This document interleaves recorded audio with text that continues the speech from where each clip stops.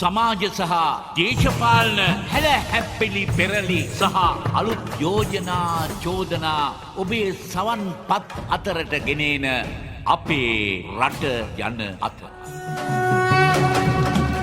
හඬ රේඩියෝවේ විශේෂාංගය සෑම දිනකම උදේ 7ට අපේ රට යන අත. හඩ්සන් සමරසිංහ සමග රෝහණදේව පෙරේරා ඉදිරිපත් කරයි. අපේ රට යන අත.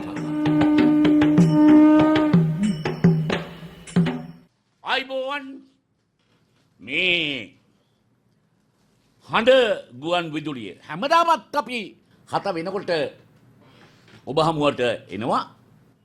දැන් මේ කුණු කන්ද ගැන එක්සත් ජාතික පක්ෂයෙන්ම මාතලේ අඩු විහාරේලා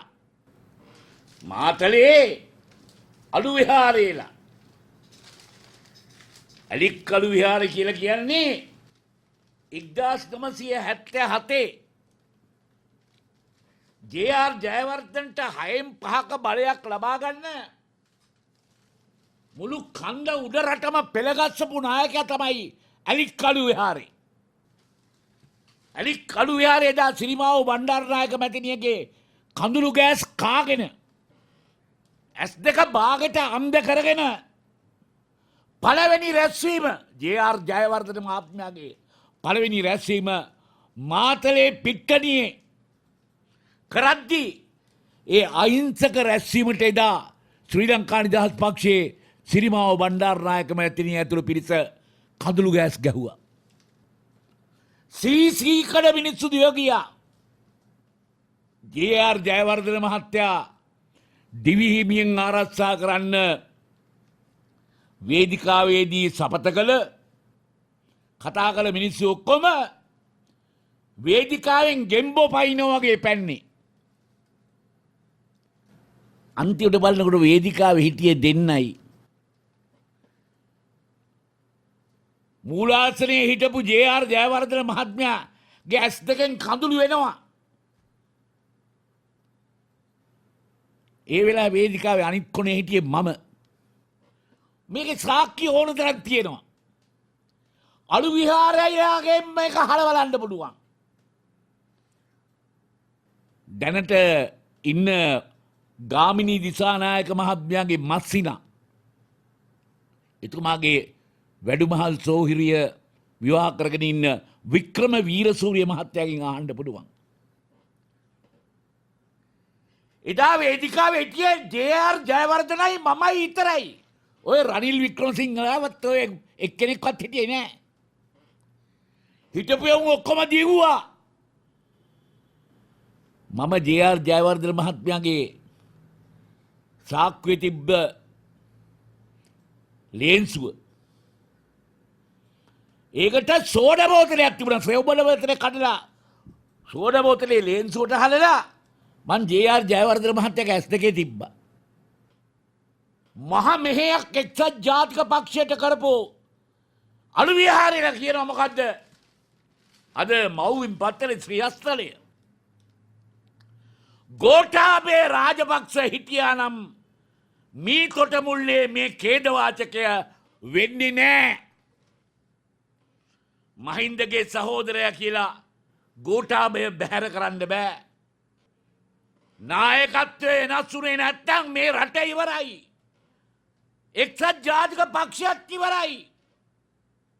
මේ අලු විහාරෙට කියන්නේ ඡන්ද තියන්නේ හේ කොළඹ නෙවෙයි.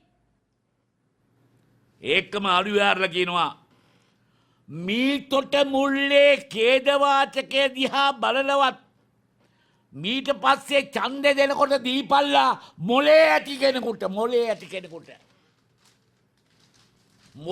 කෙනෙකුට ඔළුව තිබුණට මොලේ නෙවෙයි තියෙන්නේ. ඒක ඇතුලේ අලේ තියෙන්නේ. දැන් මීතොට මුල්ලවැලි ඛේදවාචක ඇති නොවන්නට ඉදිරි මැතිවරණවලදී මොලේ ඇති අය පාර්ලිමේන්තුවට යවන ලෙස දිවංගත හිටපු ඇමති අලික් අලු විහාරේ මහතාගේ පුත් මාතලේ මහනගර සභාවේ විපක්ෂ නායක ඩල්ජිත් තලුවිහාර මහතා පැවසීය.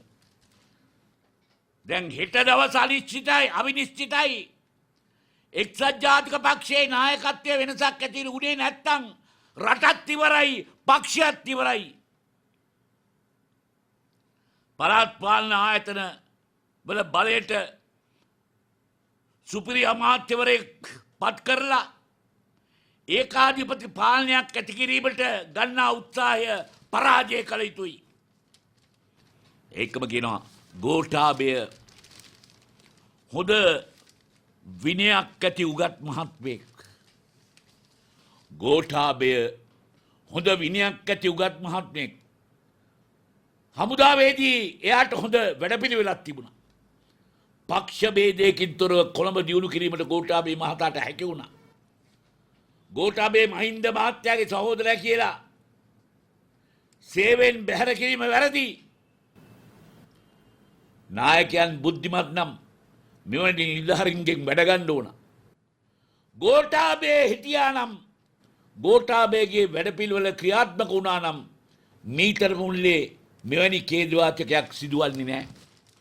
මේ අනුවිහාරයලා කියන්නේ වික්‍රමසිංහ මහතා එක පැත්තක මෛත්‍රීපාල සිරිසේන මහත්තයා තව පැත්තක. කවුද මේ කියන්නේ?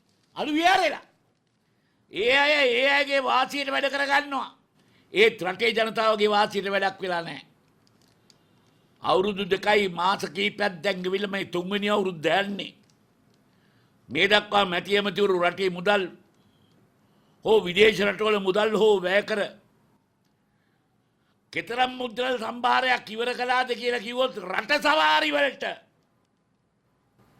මේ ගමන් වලදී ගත් දැනුමෙන් මේ රටට මොකද්ද කළේ? පාර්ලිමේන්තු මන්ත්‍රීවරු, ඇමතිවරු, නිලධාරීන්, පළාත් සභා මන්ත්‍රීවරු, ආයතනවල පළාත් පාලන ආයතනවල නිලධාරීන් ලෝකේ වටේ ගමන් කරනවා, රට සවාරි යනවා. අනුවිහාරයලා කියන්නේ. මේ අයට මහ ජනතාවගේ දුක තේරෙන්නේ නැහැ. එහෙම අය අද නැහැ. මහින්ද රාජපක්ෂගේ ජනතාවගේ සැබෑ දුක තේරෙනවා. බුදුහාමි මේ කවුද කියන්නේ? අනුවිහාරේ මහත්තයලා. මහින්ද රාජපක්ෂගේ ජනතාවගේ සැබෑ දුක තේරෙනවා.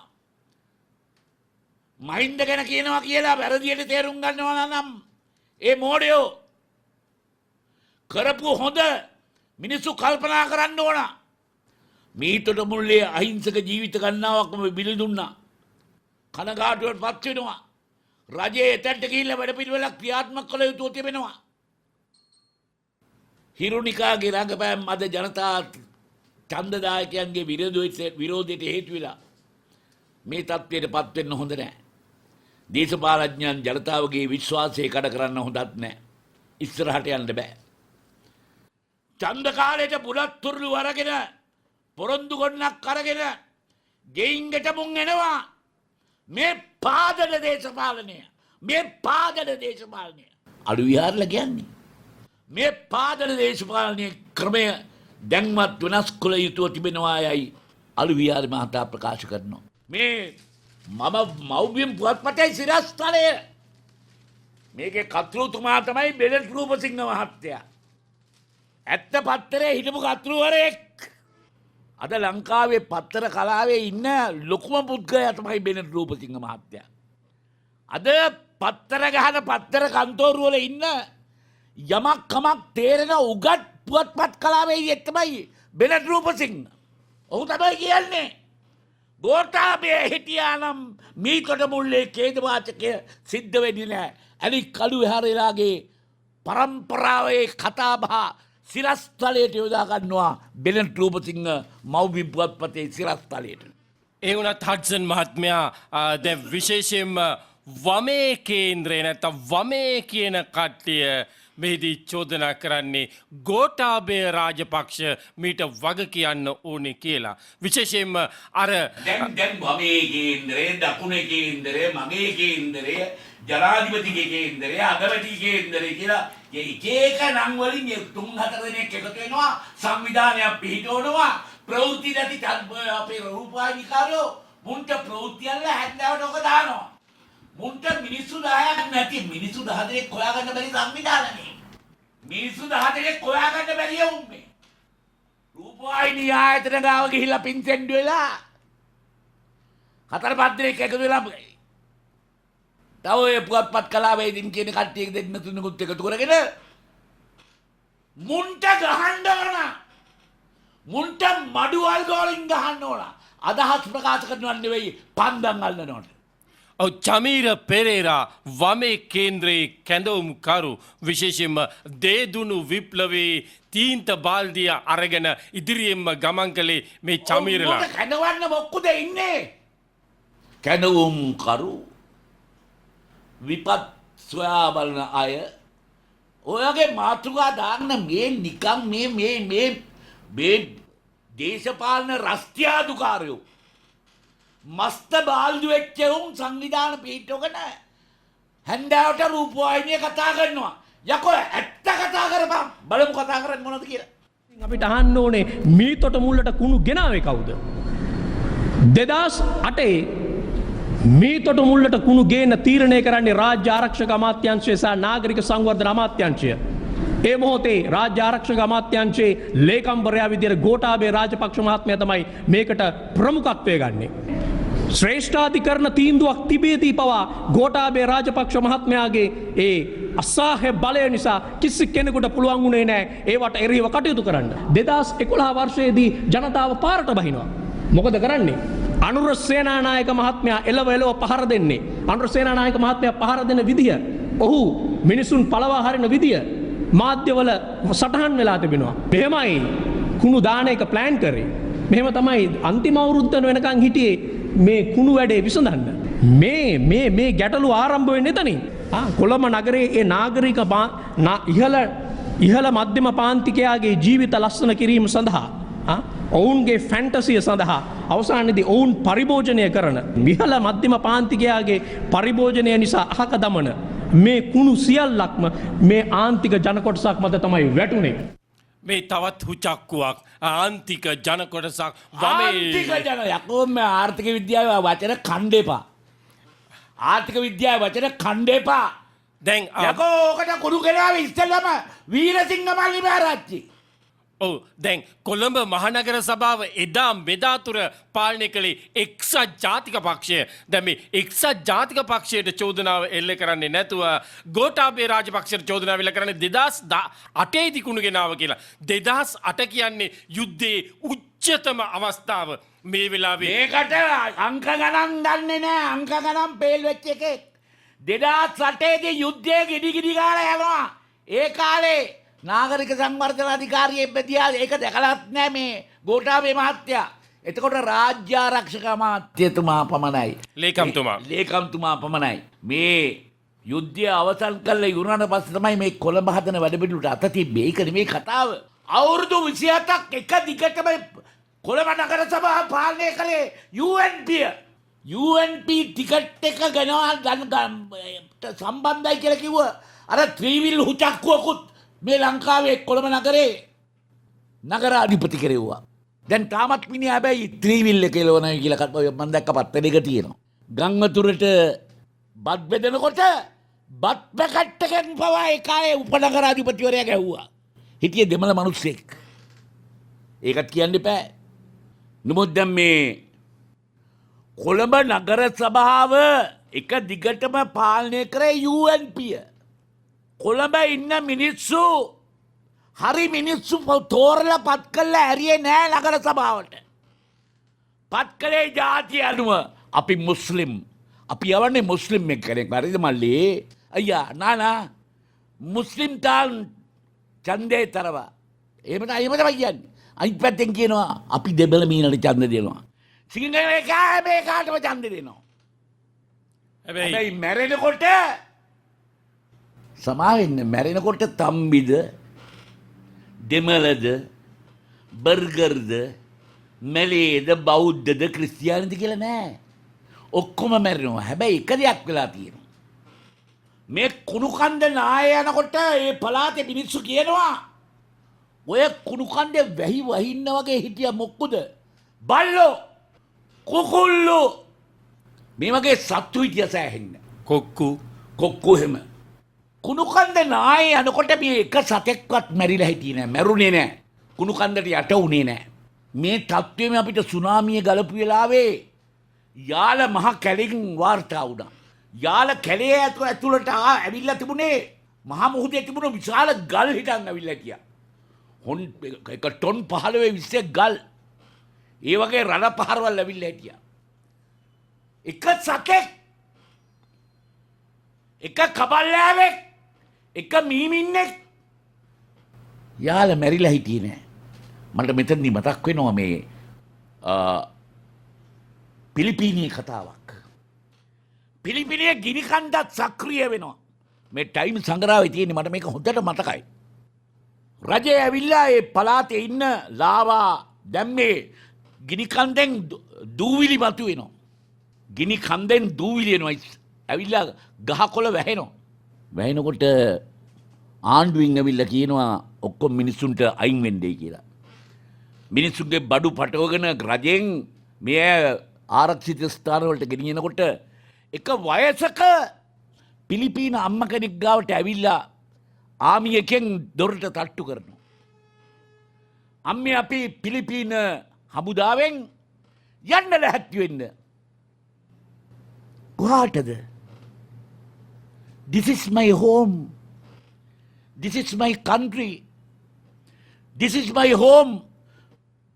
කොහාටද යන්නේ? නෑ නෑ ගිනි කන්ද පුපුරයි. ඔව් ඔය ගිනි කන්ද පුපුරනවා මං ජීවිත කාලෙට කීපයටක් මං දැකලා තියෙනවා. හැබැයි දැම්ම නම් එන්න බෑ. මොකද අර බලන්න ගස්වල කුරුල්ලෝ තාම ඉන්නවා. අර ගස්වල කුරුල්ලෝ ඉන්නවා තාම.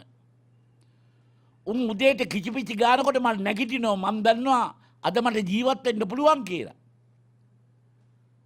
ගිනි කන්ද පුපුරනවා නම් මේ කුරුල්ලෝ යනවා. එතකොට මං එන්නම්. ඒ වගේ තමයි දැන් මම මේ කියන්න හදන්නේ. අර අඩු විහාරේ මහත්තයා කියනවා වගේ මෝඩ හරක් මෝඩ ගොන්නෝ පාර්ලිමේන්තුවට සහ කොළඹ නගර සභාවට යවන්න එපා. ඇතරම හඩ්සන් මහත්මයා අර කියපු ස්වභාව ධර්මයේ නීතිය ස්වභාව ධර්මයේ පැවැත්ම පිළිබඳව ඒ නිදර්ශනය ඉතාම වටිනවා. ස්වභාව ධර්මයත් සමග තමයි අපි ජීවත් වුණේ. ඉර හඳ තාරකා ගමන් කරන ආකාරය ඒ රස්නය කිරණ භූමියට වැටෙන ආකාරය අනුව නැකත් සකසමින් ඒ සුබ නැකත්වලට අනුවයි ජීවත් වුණේ. නමුත් සොහොන් නැකතකින් අපි අලුත් අවුරුද්ද සැමරුවා. ඊට පස්සේ මේ සියලු ඛේදවාචක සිද්ධ වුණා. දැන් චමීර කොස්වත්තලා ගෝඨාභය රාජපක්ෂ මහතාට චෝදනා එල්ල කරද්දී ඔවුන් ඉතා ඕනෑකමින් අමතක කරනවා 2015 අයවැය ලේඛනයේ මුදල් වෙන් කරලා තිබුණා කියලා මහින්ද රාජපක්ෂ මහත්මයා මේ කුණුකන්ද පුත්තලමට අරගෙන යන්න. මේ කුණුකන්ද මේ මීතට මුල්ල විතරක් නෙමෙයි කරදියනාර ආදී මේ කොළඹ අවට සියලුම කුණු පුත්තලමට අරන් යන්න වෙනම රේල් කෝච්චි පෙට්ටි පවා සකස් කරමින් අවුරුදු දෙකක අධ්‍යයනයෙන් පස්සේ ඉතා විධිමත් වැඩපිළිවෙලක් සකස් කරලා තිබුණා විතරක් නෙමෙයි ඒවා සඳහා මුදලුත් වෙන් කරලා තිබුණා. එසේ තියෙද්දි තමයි අර පාරට ගෙනල්ලා උද්ඝෝෂණ කරලා මේ කුණුකන්ද පිළිබඳව පොලිස් ප්‍රහාරයන්ට ලක් කරවලා ආණ්ඩුව පෙරලන්න චමීරලා කටයුතු කළේ. එහෙම කටයුතු කරලා දැන් චමීරලා මොනවද කියන්නේ? ඔය හිරුනි කාලා චමීරලා අර කොළඹ හාදයා කියලා එකෙක් හිටියේ මොකද එකේ? සූලංගාරච්චිලා එදා මේ කුණු කන්ද ගෙනියන්න එපා. අපි මේකෙන් විදුලි බලය නිපදවනවා. අපි මේකෙන් මුළු ලංකාවටම දෙන්න ස්වාභාවික පෝර නිෂ්පාදනය කරනවා. මොනවද ඒ වලට කියන්නේ? කාබනික පෝර නිෂ්පාදනය කරනවා. දැන් කෙලවෙච්ච කෙලවිල්ල කොච්චරද කියලා කියනවා නම් දැන් මේ අපේ ඇමතිතුමා ආපදා කළමනාකාර ඇමති අනුර මහත්තයා එතුමා කියනවා දැන් අපි මේ අපේ එකෙන් අපි කිව්වා මිනි පෙට්ටිය යටින් ගැලවෙනවා බාල මිනි පෙට්ටි දීම ගැන පරීක්ෂණයක් කරනවා. ඊටමත් උසස් විදියට මේ විදියට මැරිච්ච මිනිස්සුන්ගේ මල ගම කරන්නයි කියලා ආණ්ඩුවෙන් සල්ලි දුන්නාම ඒකටත් කෙලියා. කෙලින්න ඉස්සෙල්ලා අනුර පියදර්ශන යාපා මහත්තයා පොඩ්ඩක් ඔය කුණු කන්ද උඩ තියෙන අර බැකෝ යන්ත්‍රවලට පැයකට කීයක් ගෙවනවද මේකත් හොයලා බලන්න. මේවා ඔක්කොම කුණු කන්දේ පාතාල ලෝකයේ බඩු. පැයකට රුපියල් 8,000යි. වැඩ කළත් නොකළත් පැයකට 8,000යි. මේ කුණු කන්ද පිළිබඳව කතා කරනකොට වාසුදේව නානායක්කාර මන්ත්‍රීවරයා කියපු අදහස් ඉතාමත්ම වටිනවා. ඔහු මේ කුණු කන්දට එරෙහිව උසාවියට පවා ගියා. නමුත් මේ කටයුත්ත හරියට කරන්න අවශ්‍ය වටපිටාව ජනතාව විසින්ම නැති කරලා දැම්මේ. ජනතාව නොමග යවන්න චමීර කොස්වත්තලා මරික්කාරලා අර හිරුනිකාලා අනේ ඔය මෙහෙයුම් කටයුතු ඔය කුණු කන්දේ මෙහෙයුම් කටයුතු නවත්තන්න එපා. හිරුනිකාව හම්බ වෙනකම්ම ඔය කුණු කන්ද හාරන්න. මොකද හිරුනිකා කොහේ හරි වැළලිලාද කියලා සැකයක් තියෙනවා. තව වෙනකම් හිරුනිකා ගැන කිසිම ආරංචියක් නැහැ. තමන්ගේ ඡන්ද කොට්ටාසේ හදිස්සියේ මිනිසුන්ගේ දුක සැප බලන්න අවුරුදු කන්න ගිහිල්ලා හිරුනිකා අතුරුදහන් වුණාද දන්නේ නැහැ. හිරුනිකායි මෛත්‍රීපාල රටේ රාජ්‍ය නායකයා. වෙන රටක දැම්මම ඊයේ දැක්කා. මේ පාරේ මිනිහෙක් මැරුණාම රාජ්‍ය නායකයා පාරේ මිනිහෙක් මැරුණාමත් යනවා රාජ්‍ය නායකයා සමහරක් රටවල් වල. එහෙම නෙවෙයි. මෛත්‍රීපාල තිරිසේන මහත්තයාට අඩු වශයෙන් ඉස්පිරිතාලයටවත් යන්න තිබුණා පුළුවන්කම තිබුණනේ. කොළඹ මහ ඉස්පිරිතාලට ගිහිල්ලා මේ ලෙඩ්ඩු ගැන බැලුවා නම් මුන් කොහමද කුණු කාලා මැරුණේ? මුන් පගාව කියලා නෙවෙයි මැරුණේ මේ ජනතාව. කුණු කියලා. ජනතාව කුණු ගිලිනවා. මහයවුම් පගාව ගිලිනවා. ඕකයි වෙනස. දැන් මේ කුණු කන්දට වග කියන්න ඕන ප්‍රධානම පුද්ගලයෙක් තමයි මෛත්‍රීපාල සිරිසේන ජනාධිපතිවරයා. ඒ ජනාධිපති නිසාම පමණක් නොවේ පරිසර ඇමති නිසා ඊට කලින් අද අනුර ප්‍රියදර්ශන යාපා, ඊට කලින් මහින්ද අමරවීර, ඊට කලින් සුසිල් ප්‍රේමජයන්ත, පාට්ලි චම්පික රණවක මේ යහපාලනයත් එක්ක එකතු වෙලා ඉන්න ඩාලිපාරේ නඩේ වග කියන්න ඕන් නැද්ද මේ කතන්දරේට? දැන් මේ ජනතා විමුක්ති පෙරමුණේ මහලේකම් ටිල්වෙන් සිල්ල මහත්තයා කෙලින්මම කියනවා කුණු කන්දේ මරණවලට පාටලීත් වග කිය යුතුයි. හැමෝම ඇඟිල්ල දික් කරන්නේ දැන් පාටලී චම්පික රණවක. මානසික ලෝකයක මනස් සහිත ලෝකයක මනෝලෝකයක ජීවත්වන මේ වගේ පිස්සෝ එහා පැත්තේ තියෙන අංගොඩට දාන්නේ නැතුව පාර්ලිමේන්තුවට යවුවාම මේ වගේ දේවල් වෙනවා. දැන් අපි බලමු.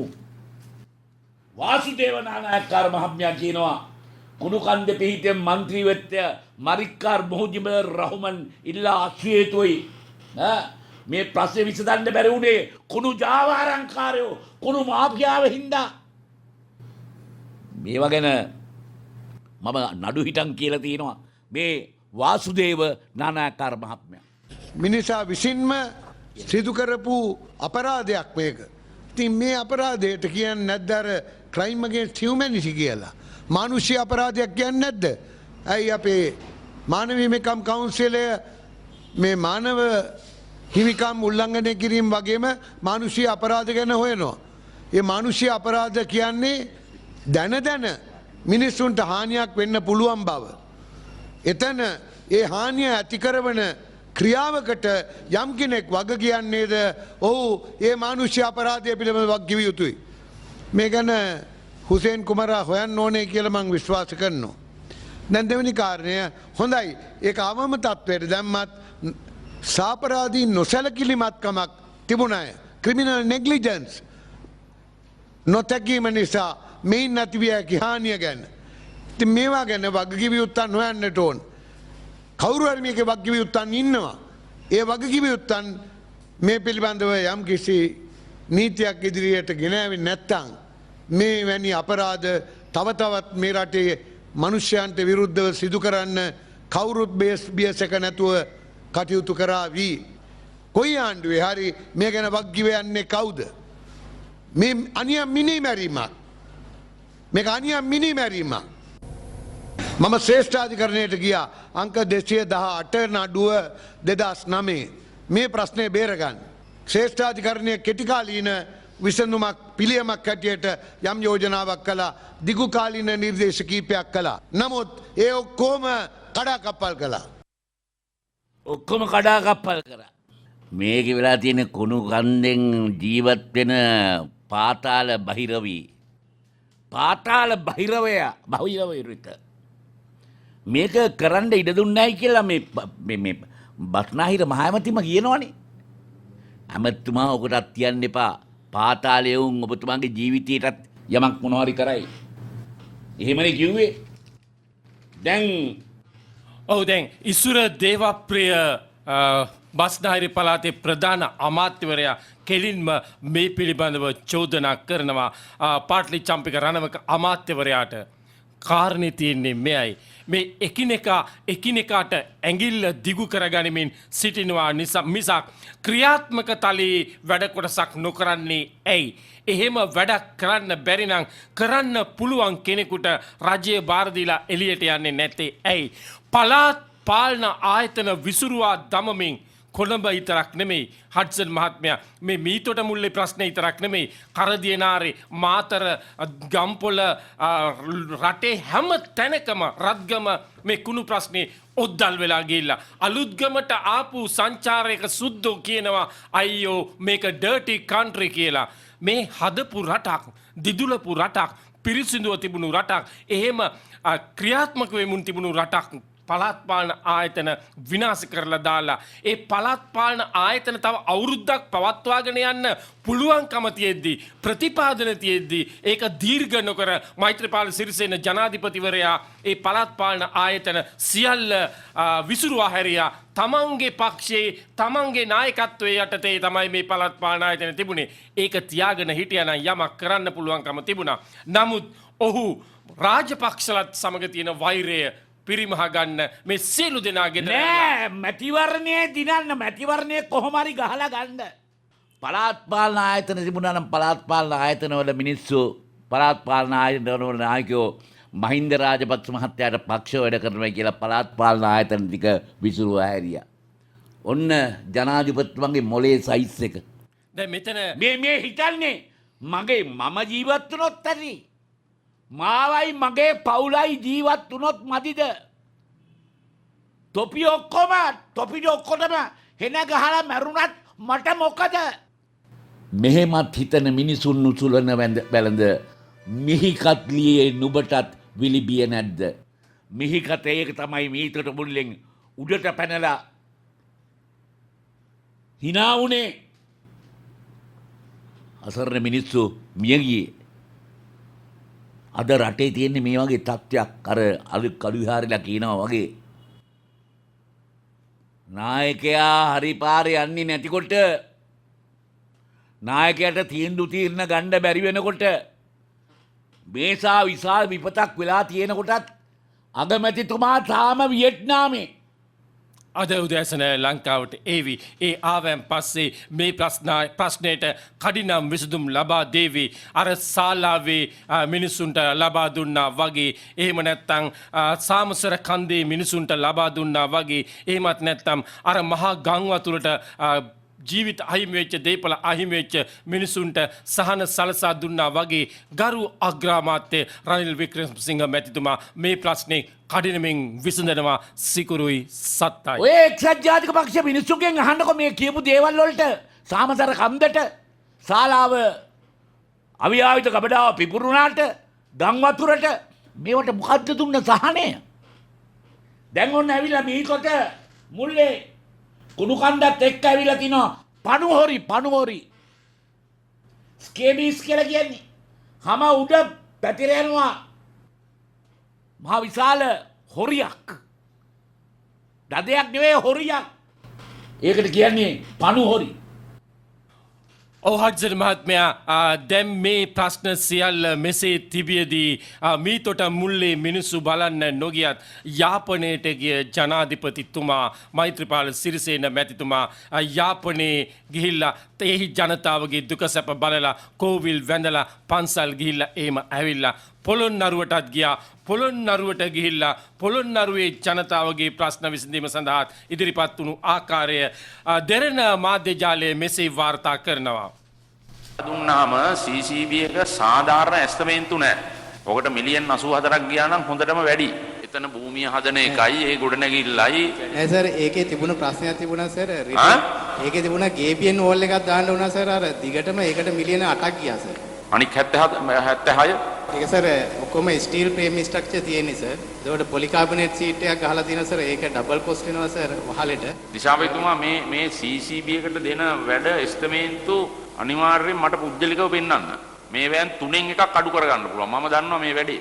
CCB එක කියන විදිහට එස්ටිමේට්තු කියපු ගමන් මෙච්චරයි කියලා ඒකට අනුමැතිය දෙන්න එපා. ඔය මුදල මට නම් කිසිසේත් එකඟ වෙන්න බෑ. පොඩ්නැගිල්ලට එස්ටිමේට්තුව කොච්චරද? ඒක සර් මිලියන 142යි තට්ටු කීයද? ඒක සර් තට්ටු දෙකක් තියෙනවා එක කොටසක් යනවා තුනක් වෙනවා සර් මේ රේට් සේරම අර සම්මත ටෙක්නිකල් කොමිටියෙන් අනුමත කරනවා සර්. හරි සම්මතය මම දන්නවා.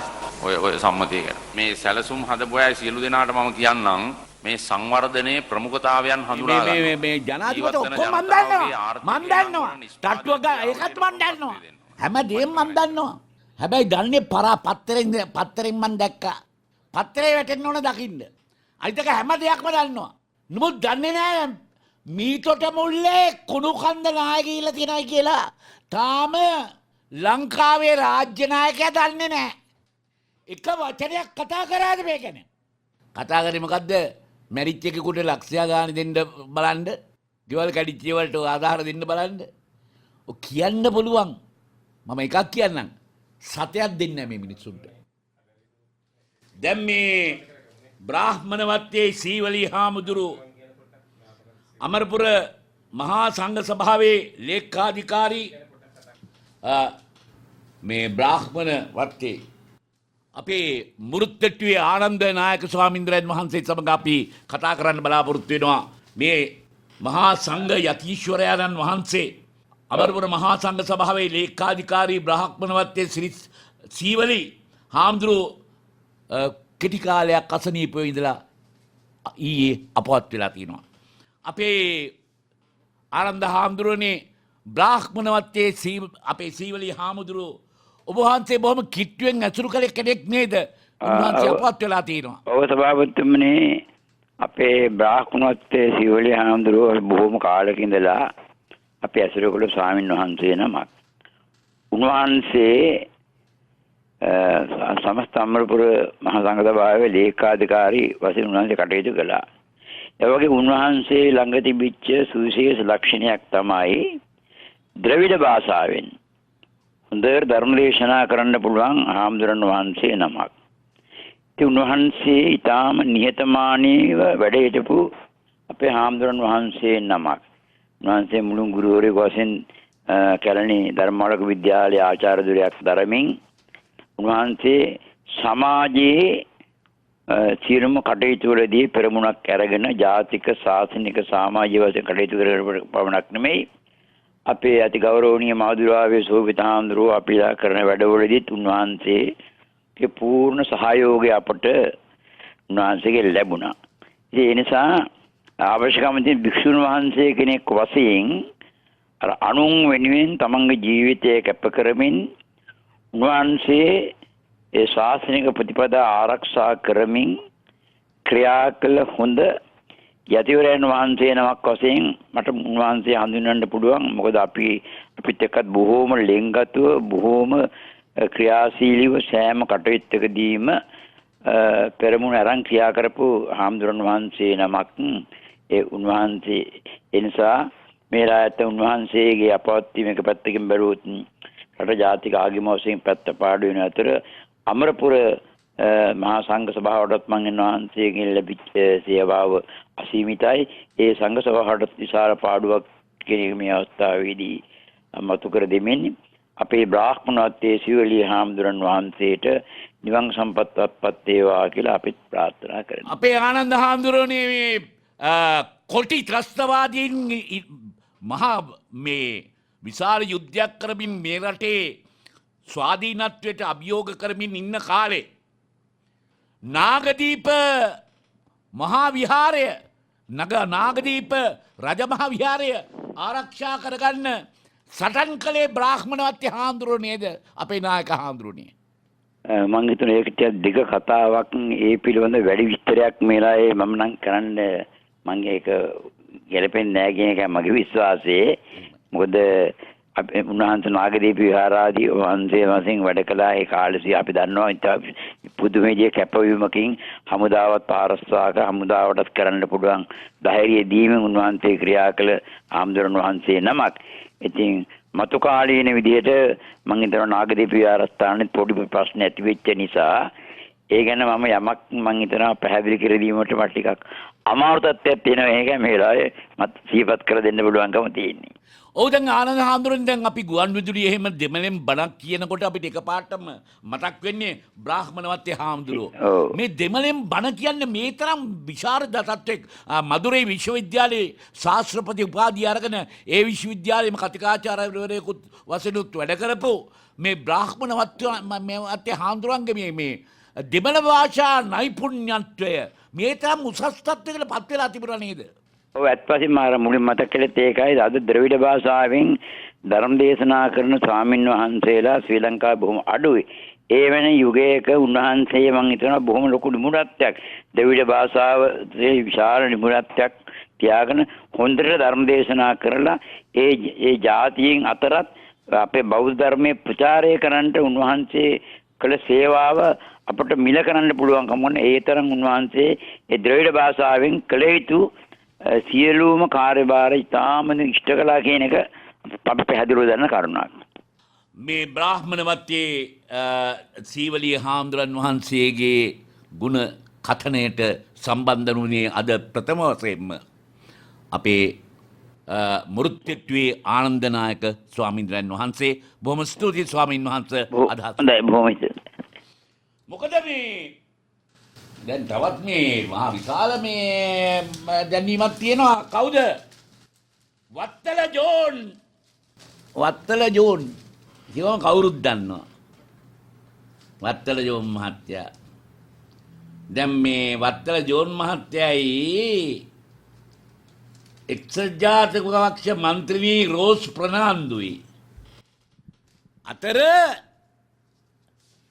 දැන් නඩු යන තත්ත්වය. ජෝන් ටෙරේව රෝස් ප්‍රනාන්දු එක්සත් ජාතික පක්ෂ මන්ත්‍රීතුමිය දැන් නඩු යන්න සූදානම් වෙලා. මොකද්ද මේ ගුවන් තොටුපළේ කුලී මෝටර රථ ටෙන්ඩරය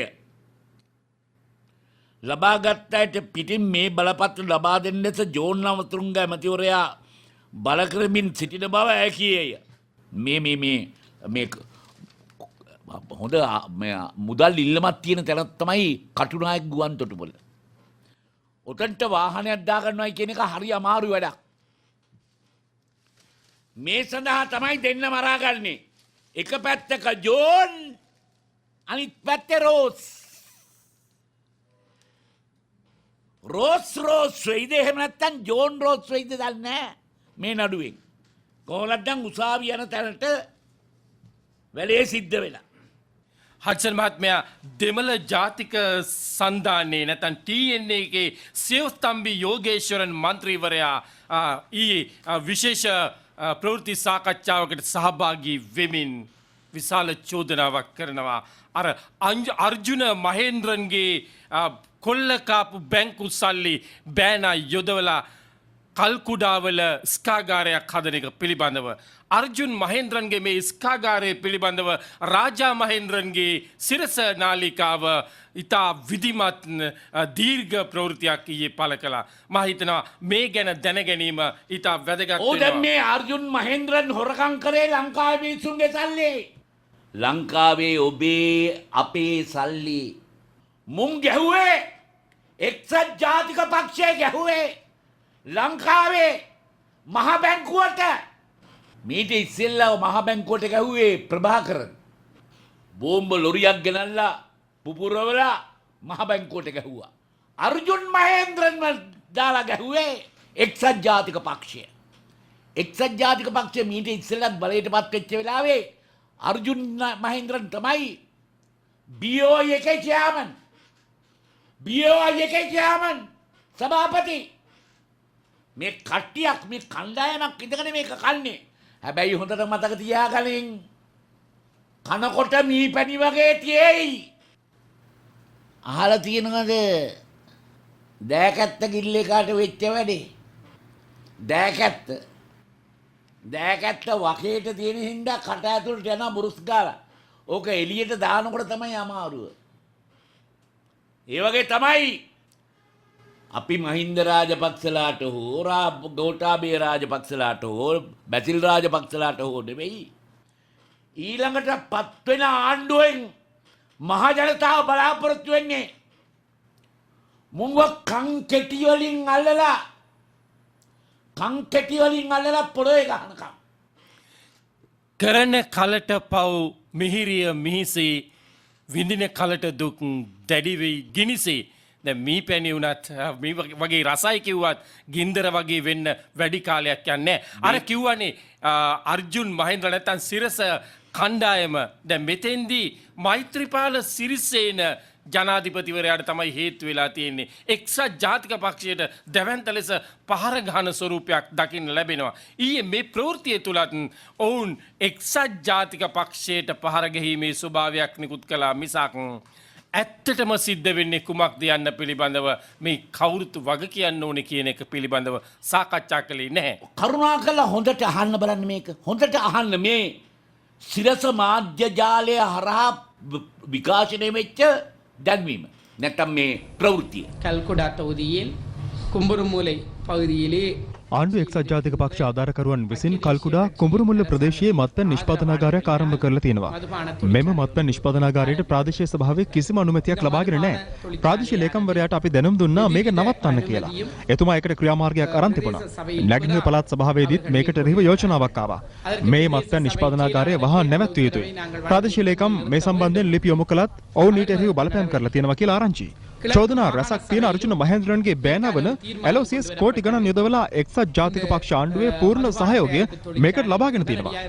කර්මාන්ත ශාලාවට අවශ්‍ය යන්ත්‍ර ආනයනය කරලා තියෙන්නේ බදු නොමැතිවයි. එක්සත් ජාතික පක්ෂයේ දිස්ත්‍රික් සංවිධායක වන ශශිධරන් සහ ජගන් යන අය මේ නිෂ්පාදනාගාරය පවත්වාගෙන යාමට සම්බන්ධ වී සිටිනවා. මේ නැවැත්වීම වළක්වා ගැනීමට කෝවිල් වලට විශාල වශයෙන් මුදල් ආධාර ලබා දෙමින් තියෙනවා. ජනතාවටත් සල්ලි දීලා එයාට කියනවා මෙතන හදන්නේ එතනෝල්. ඒ නිසා මේකට විරුද්ධ නැහැ කියලා අත්සන් කරන්න කියලා. මෙම මත්පැන් නිෂ්පාදනාගාරය වහා නැවැත්විය යුතුයි කියලා ජනාධිපතිතුමාට යවන්න සැකසූ ලිපියට පළාත් කෘෂිකර්ම අමාත්‍ය තුරේ රාජසිංහම් නැගෙනහිර පළාත් සභා මන්ත්‍රී කරුණාබරන් ක්‍රිෂ්ණපිල්ලේ යන අය අත්සන් කළා නැහැ. ඒක ඉතාමත් කනගාටුදායක කාරණාවක්. WM මෙන්ඩිස් සමාගමට අයත් බව කියන මත්පැන් නිෂ්පාදනාගාරය ඉදිකිරීම සඳහා මඩකලපුව කල්කුඩා ප්‍රදේශයේ අක්කර 19ක භූමියක් වෙන් කර ඇති බවත් ඒ ඉදිකිරීම සිදුවන අයුරුත් අප අවස්ථා ගණනාවකදී වාර්තා කළා. මෙම ස්කාගාරය පවත්වාගෙන යාම සම්බන්ධයෙන් විශාල මුදලක් වැය කරමින් පුවත්පත් දැන්වීම් පවා පළ කිරීමට WM මෙන්ඩිස් සමාගම පියවරගෙන තිබුණා. එම දැන්වීම් වල සඳහන් වුණේ බඩ ඉනිගු යොදාගෙන ඊතයිල් නිපදවීමට මෙම නිෂ්පාදනාගාරය සකස් කරන බවයි. අතර මේ ඊතයිල් සහ එතිල් ඇල්කොහොල් එහෙම නැත්නම් එතනෝල් මේ සියලුම දේන් කියවෙන්නේ අතරම එකම ද්‍රව්‍යයක්. අපි රසායන විද්‍යාව පැත්තෙන් කතා කරොත් ඊතයිල් එහෙම නැත්නම් එතිල් කියන්නේ ඒකේ තියෙන කාබන් ගාන සහ ඒ කාබන් ගාන අණුව තමයි අපි මේ වචනය බිඳිලා එන්නේ.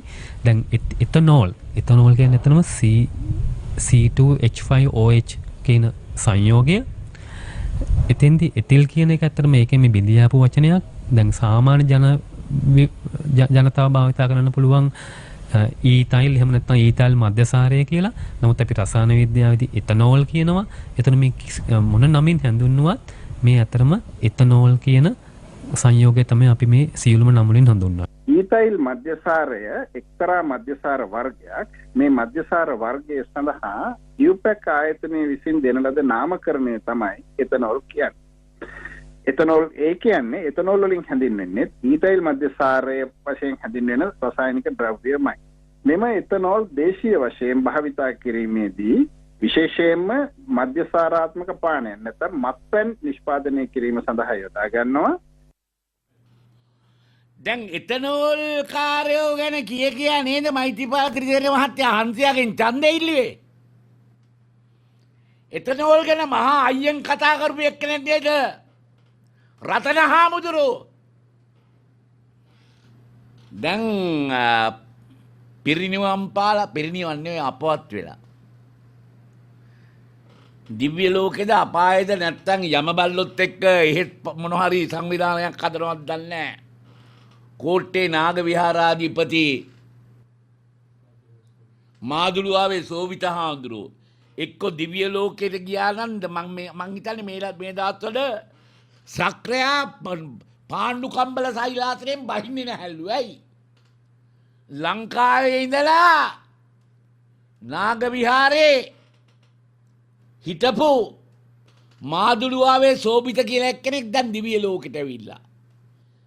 තව්තිසා දිව්‍ය ලෝකේ තියෙන පාණ්ඩු කම්බල සෛලාසනේ.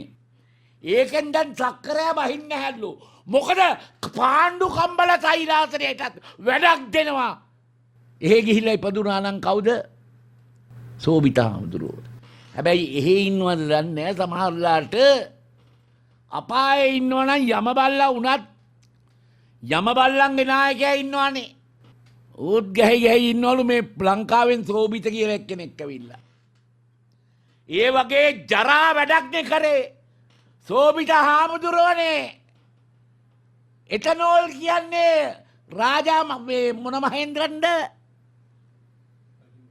අර්ජුන් මහේන්ද්‍රන් හදන ඒවට නෙවෙයිද? හීනෙන්වත් පෙනිලා කියන්නකෝ මේ කට්ටියට. ලංකාව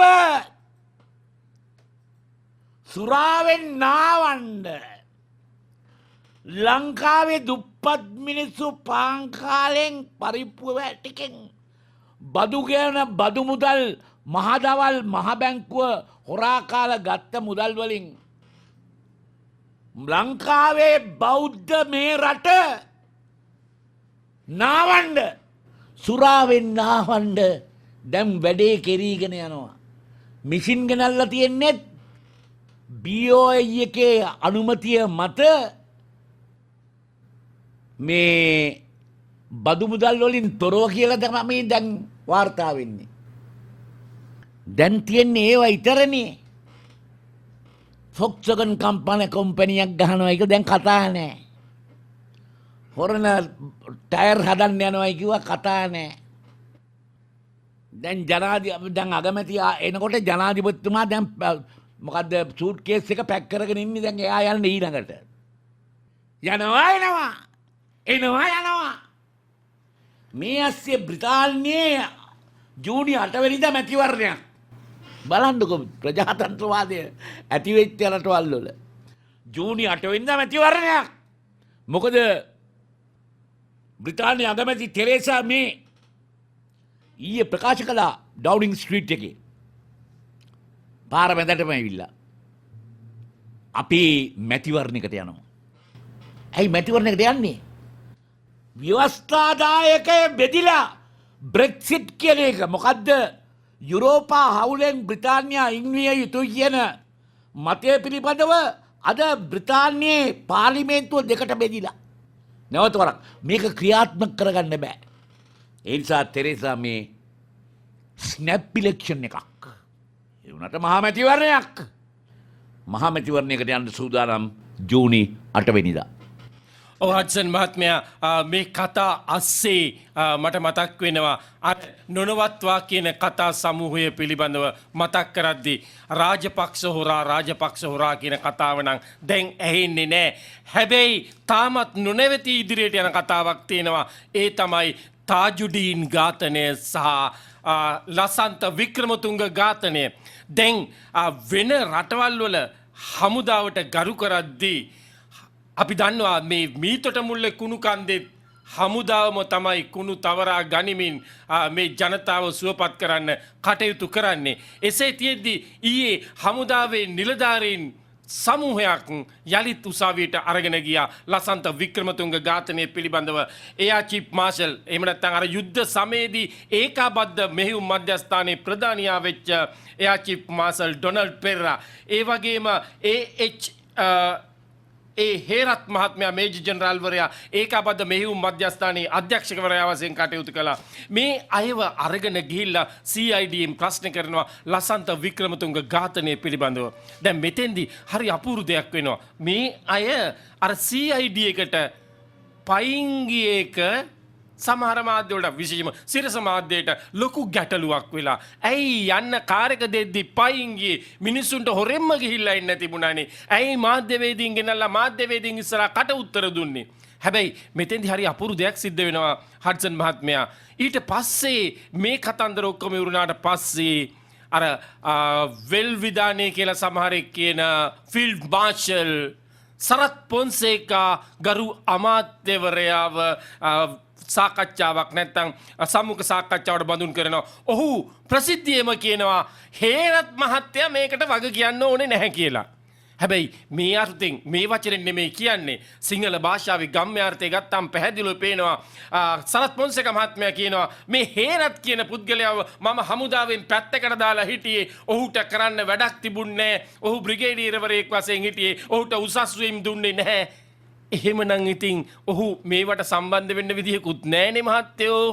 හොඳයි අපි අහලා බලමු ඒ කතන්දරේ කොහොමද වාර්තා වෙන්නේ කියලා. සන්ත මික්‍රෝතුංගගේ මේ ඝාතනය සම්බන්ධ සාක්ෂි දෙන්න අපි ඒකාබද්ධ මෙහි මූලස්ථාන හිටියේ CDS උයි මමයි දෙන්නම.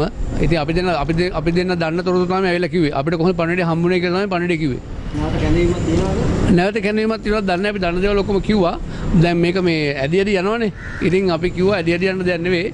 අපිට පණිවිඩය කිව්වේ ඒ කාලේ හිටපු මේ ජනරල් මනෝ පෙරේරා. ඒ මනෝ පෙරේරාෙන් අහන්න කියලා කවුද යාට පණිවිඩය කිව්වේ කියලා. මහ දෙයක් නෙවෙයි. එතුමා කැඳවලා තිබ්බම මම හිතන්නේ එතුමා කිව්වා එයාට මතක නැහැ කියලා. එයාට පණිවිඩය කවුද කිව්වේ කියලා. ඉතින් CID එක මට පෙන්නේ ඊට පස්සේ ඉන්න නිලධාරී ඔක්කොම කතා කරලා මගේ මූලස්ථාන නිලධාරීන්ටයි එයාගේ මූලස්ථාන නිලධාරීන්ටයි ඔක්කොම කතා කරලා ප්‍රශ්න විසඳගන්නේ.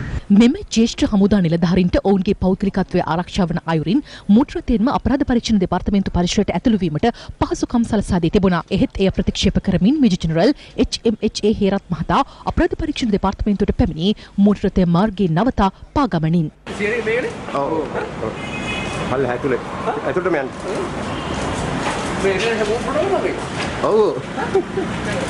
ප්‍රකාශයක් ලබා ගැනීමෙන් පසුවද මුද්‍රණය දෙපාර්තමේන්තු පරිසරය තුළට ගෙන්වා ගැනීමට පහසුකම් සලසා තිබියදී හේරත් මහතා යලිත් පාගමනින් පැමිණ ඔහුගේ ඇරයුමින් පැමිණි මාධ්‍යයට ප්‍රකාශයක්ද කර පිටව ගියා. මමයි මේ CDS උයි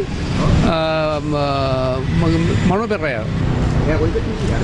ඒපත යන්නේ මම හිතන්නේ. වාහන වලින් CID එක ඇතුළට එන්න කියලා තියෙද්දි එන්න ලෑස්ති කරලා තියෙද්දි පාරේ බැහැලා කැමරාවක් ඉදිරියෙන් ගිහිල්ලා ඊළඟට ආපහු CID එක ඇතුළට වාහන ගෙනෙල්ලා එළියට යන්න අවස්ථාව දීලා තියෙද්දි වාහන වල යන්නේ නැතුව වාහනේ එළියේ තියලා CID එකේ ඉඳලා ඇවිදගෙන එළියට ගිහිල්ලා කැමරා ඉදිරියට ගිහිල්ලා ප්‍රකාශනිකුත් කරන්න සූදානම් වෙලා කරලා තියෙන රංගපෑමක්. මේ පුද්ගලයා ගැන ඉස්සෙල්ලා මම හිතනවා ජනතාව දැනගන්න ඕනේ. වමාරන් කන කතාවනේ අර මීහරක් වමාර කන්නේ. ඒ වගේ වමාර කනවා කියන්න දෙයක් නැති වුණාම දැන් හතරවරට කොටු වේගෙන එනකොට වමාරලා බලනවා මොනවද කරන්න පුළුවන් කියලා. වමාරලා බලනවා.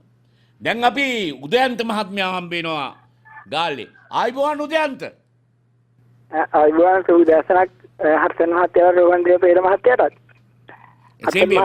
මේ දවස්වල හැමතැනින්ම රට වටේම කුණු කතා කුණු වැඩ තමයි මේ අපිට අහන්න තියෙන්නේ. ඒක අස්සේ මේ අලුත්ම තොරතුරක් පොඩ්ඩක් මේක පහුගිය දිනවල යටපත් වෙච්ච කතාවක් ගාල්ල රජගම මොන්රෝවියාවට ටෙලිකසර කන්ද පිළිබඳව. මොකද මේ කන්ද පිළිබඳව ප්‍රදේශීය ජනතාව දැන් අවුරුදු ගානක් දැන් පහුගිය අවුරුදු දෙකේ ඉඳලම මේ ටෙලිකසර කන්දෙන් විශාල පරිසර හානියක් වෙනවා කියලා මේ විරෝධතා ඇති කරා. නමුත් මේ දිනවල මේක උච්චතම අවස්ථාවට ලක් වෙලා තියෙනවා. අපි මේ ගැන දැනගන්න ඒ ප්‍රදේශයේ කුණුකන්ද ආසන්නයේ පදිංචිකරුවෙක් මාත් එක්ක රැඳී සිටිනවා. ආයුබෝවන් සුබදසනක් ඔබතුමාට. සුබදසන. ඔව් මහත්මයා අපිට පැහැදිලි කරන්න මේ කැලිකසර කන්ද පිළිබඳව මොකද මේකට තියෙන තත්ත්වය පිළිබඳව මේකෙන් සිදුවන පරිසර හානිය පිළිබඳව පොඩක් ඔබතුමාට මොකද මේක ඔබතුමාට දැනක අත්දැකීම් තියෙන්නේ මේ කැලිකසර කන්ද අසලම ඉන්න. පොඩක් අපිට පැහැදිලි කරන්නකෝ මේ සම්බන්ධව. පැහැදිලි කරන මාත්‍යෝ මේ කුණුකන්ද ඇවිල්ලා අපේ මේ ගම සුන්දරකම ඉසි කවදාක මැස්තේ මధుරේ කිටුව නැති ලස්සන පළාත. ඒක කාට හරි ආම්පත් දැක්කම පේනවා. ඉතින් ඔය කුණුකන්ද සාමාන්‍යයෙන් පටන් ගත්තේ අපි මේ රජගම පාද සභාවේ කුණු ගෙනත් දාන්න විතරයි කියලා. හරි. ඊට පස්සේ ඉතින් ඒක කරන් ගියා කාලේ හොඳට. ඊට පස්සේ මේක මහා පරිණාමයෙන් කලාවක් එලි කරගෙන අපි හිතුවේ අපිට සාමාන්‍යයෙන් අර ධම්මේ කුණු ගෙනත් ඉතන මේ හොඳට කරන් ගියානේ. කියන්නේ පොර දුන්නා අපිට තල හිටවල තල තවන් දාලා එහෙම කරන් ගියා. ඊට පස්සේ මේක මහා පරිණාමයෙන් දාන්න පටන් ගත්තා. ඊපස්සේ දැන් අපේ ගම්වල ඉන්න බැරි තත්ත්වයක් තමයි තියෙන්නේ ඇත්තෙන්ම. ඒ කියන්නේ දැන් මාර්ස් වතුර වැඩි ගඳයි මේ ළඟදිත් ඇවිල්ලා මේ මහමැතිතුමා එහෙම ගාල්ලි දකුණු පළාත් මහමැතිතුමා ඇවිල්ලා තවත් කැලක් විවෘත කරා. දැන් මේක දැන් විශාල කුණු කන්දක් කියලා. අද සමහර විට දැන් ඔය තියෙන ගුරු ප්‍රශ්න මේකත් අනිවාර්යයෙන් වෙනවා කියන අපේ ගම්වල මිනිස්සුන්ගේ විශ්වාසය. අනික තමයි මේ දැන් මේ අපි දැන් කුඹුරු කරනවා. දැන් ඉස්සර අපි කුඹුරු ඉඳගෙන එළියට තියෙන වතුරේ මූණ හොද ගන්නවා, කට හොද ගන්නවා. දැන් ඒවා අපිට අල්ලන්නත් කැතයි.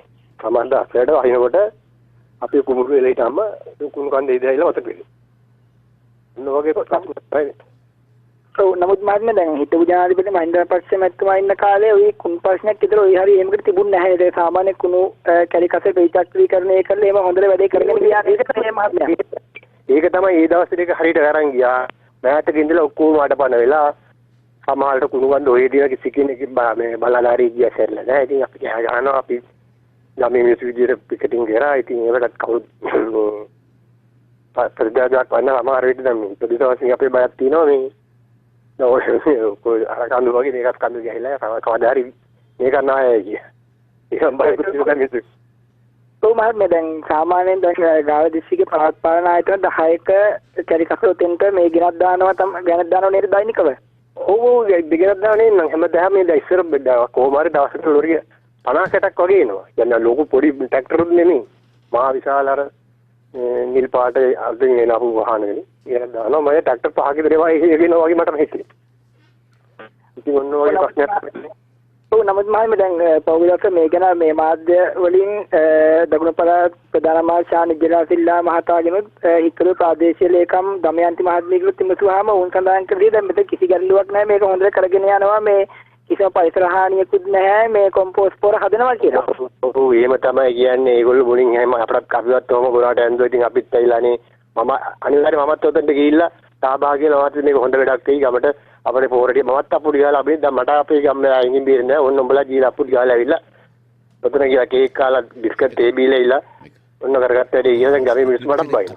මම තාවතට ගිහිල්ලා ඒක මං හිතුවේ මුලින් මේක හොඳ දෙයක් වෙයි අපිට මේ මේක ඇත්තම හොඳ දෙයක් වෙයි කියන ගියා. ඒක හරි නිසි ආකාරව ක්‍රමයට ඒකට පැලවගවල් දාලා තිබුණා. පොහොර දුන්නා. අපි පැල අරන් ඇවිල්ලා පොහොර අරගෙන මේක හදලා දැන් ඒක මොකුත් නෑ. දැන් නිකාම විශාල කුණු කන්දක් තමයි. ඔව් ඒතර මහත් මේක හොඳට කරගෙන ගියේ මේ ආණ්ඩුව කාලේ නැත්තම් පසුගිය ආණ්ඩුව කාලේද කොයි කාලේ වගේද සාමාන්‍යයෙන්? දැන් ඕක ඇත්තෙන්ම මේ පටන් ගත්ත කාලේ හොඳට කරන් ගියා. ආණ්ඩු සමයකෙත් ඉතින් අපි මේ ආණ්ඩුවල ඉතින් මෑතකදී මේ ආණ්ඩුව පස්සම ඇත්තෙන්ම කියන්නේ ඒක නිසි කලබල කරුන්නේ නැති එක වගේම කියන්න පුළුවන්.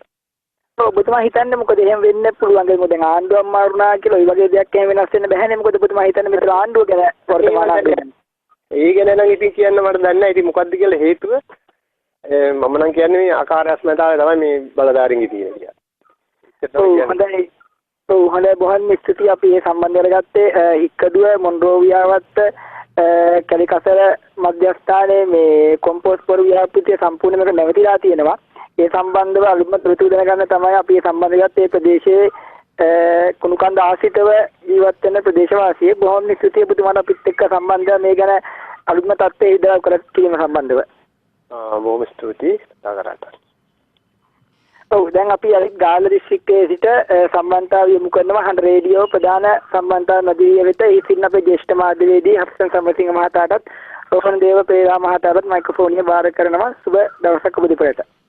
සුබ දවසක් උදයන්ත. මේ වගේ සුදයන්ත වගේ කට්ටිය අපිට වෙනත් ප්‍රදේශවලින් අවශ්‍යයි.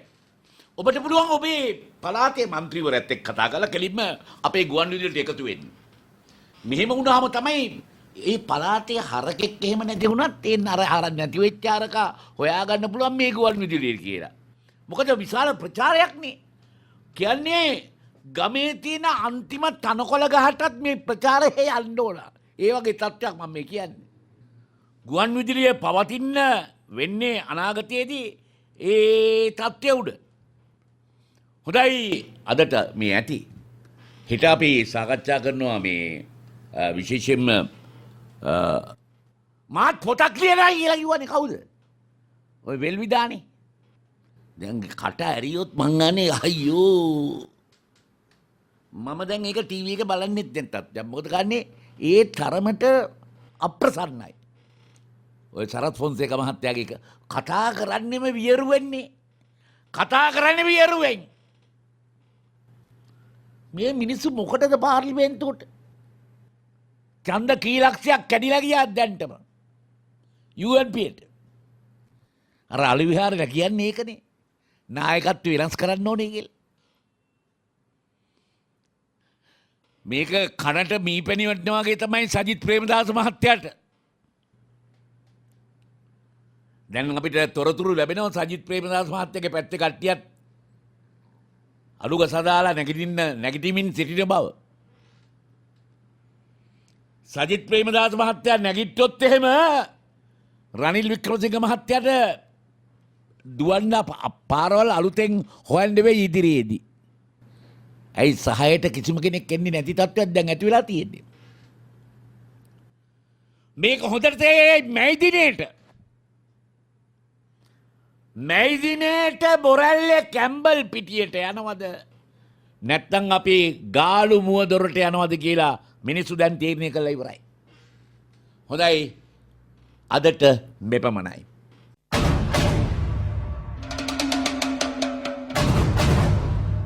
සමාජ සහ දේශපාලන හැල හැප්පිලි පෙරලි සහ අලුත් යෝජනා චෝදනා ඔබේ සවන් පත් අතරට ගෙනේන අපේ රට යන අත. හඬ රේඩියෝයේ විශේෂාංගය සෑම දිනකම උදේ 7ට අපේ රට යන අත. හඩ්සන් සමරසිංහ සමග රෝහණදේව පෙරේරා ඉදිරිපත් කරයි. අපේ රට යන අත.